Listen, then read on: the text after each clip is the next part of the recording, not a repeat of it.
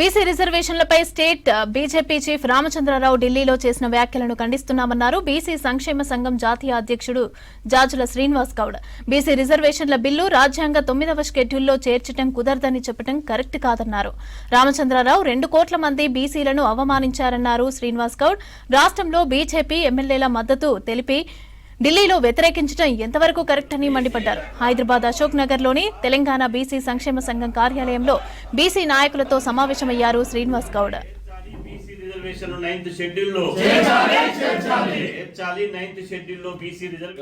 ఢిల్లీలో మీడియా సమావేశంలో మాట్లాడుతూ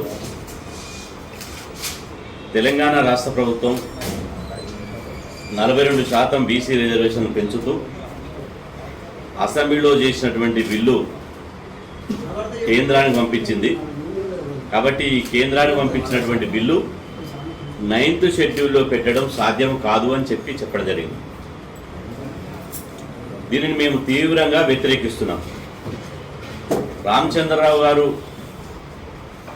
మాట్లాడినటువంటి మాటలు అది బీజేపీ పార్టీ పాలసీనా లేదా రామచంద్రరావు గారు వ్యక్తిగతంగా మాట్లాడారా?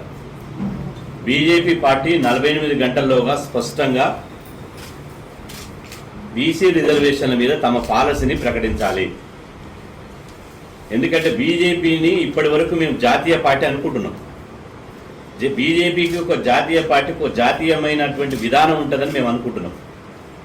కానీ తెలంగాణ రాష్ట్ర అసెంబ్లీలో బీసీ రిజర్వేషన్ల అసెంబ్లీలో బిల్లు ప్రవేశపెట్టినప్పుడు తెలంగాణ రాష్ట్ర అసెంబ్లీలో మాత్రం ఆ బిల్లుకు బీజేపీ సపోర్ట్ చేసింది.